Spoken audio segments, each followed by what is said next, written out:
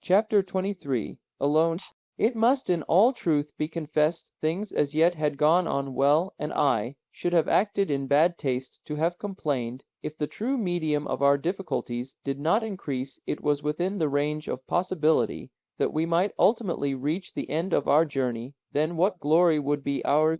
I began in the newly aroused ardor of my soul to speak enthusiastically to the professor. Well, was I serious? The whole state in which we existed was a mystery, and it was impossible to know whether or not I was in earnest. For several days after our memorable halt, the slopes became more rapid, some were even of a most frightful character, almost vertical, so that we were forever going down into the solid interior mass. During some days we actually descended a league and a half, even 2 leagues, towards the center of the earth. The descents were sufficiently perilous, and while we were engaged in them, we learned fully to appreciate the marvelous coolness of our guide, Hans. Without him we should have been wholly lost. The grave and impassible Icelander devoted himself to us with the most incomprehensible sang-froid and ease, and thanks to him many a dangerous pass was got over where, but for him, we should inevitably have stuck fast. The silence increased every day. I think that we began to be influenced by this peculiar trait in his character. It is certain that the inanimate objects by which you are surrounded have a direct action on the brain. It must be that a man who shuts himself up between 4 walls must lose the faculty of associating ideas and words. How many persons, condemned to the horrors of solitary confinement, have gone mad, simply because the thinking faculties have lain dormant. And during the 2 weeks that followed our last interesting conversation, there occurred nothing worthy of being especially recorded. Dedi have, while writing these memoirs, taxed my memory in vain for one incident of travel during this particular period. But the next event to be related is terrible indeed. Its very memory even now makes my soul shudder and my blood run cold. It was on the 7th of August. Our constant and successive descents had taken us quite 30 leagues into the interior of the earth. That is to say that there were above us 30 leagues, nearly 100 miles of rocks and oceans and continents and towns, to say nothing of living inhabitants. We were in a southeasterly direction, about 200 leagues from Iceland. That memorable day the tunnel had begun to assume an almost horizontal course. Was on this occasion walking on in front. My uncle had charge of one of the Ruhmkorff coils. I had possession of the other by means of its light.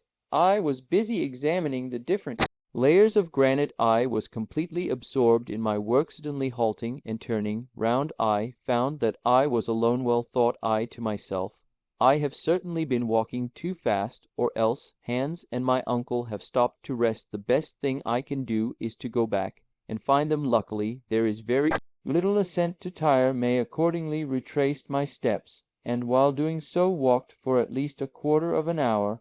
Rather uneasy, I paused and looked eagerly around. Not a living soul. I called aloud. No reply. My voice was lost amid the myriad cavernous echoes. Rossetti began for the first time to feel seriously uneasy. A cold shiver shook my whole body, and perspiration, chill and terrible, burst upon my skinny. Must be calm, I said, speaking aloud, as boys whistle to drive away fear.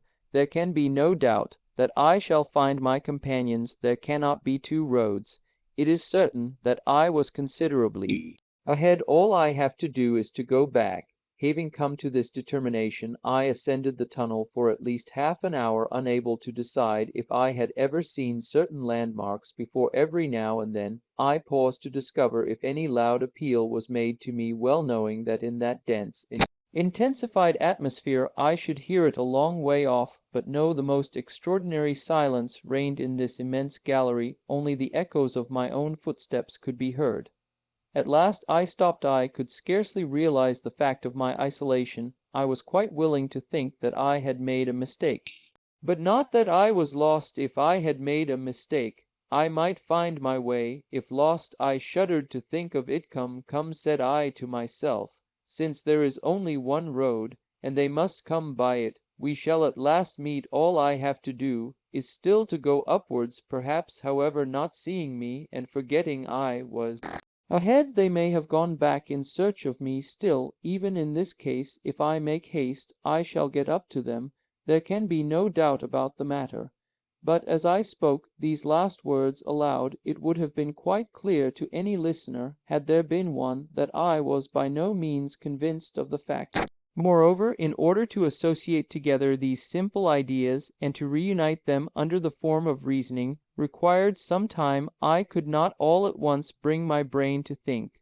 Then another dread doubt fell upon my soul. After all, was I ahead? Of course I was. Hans was no doubt following behind, preceded by my uncle. I perfectly recollected his having stopped for a moment to strap his baggage on his shoulder.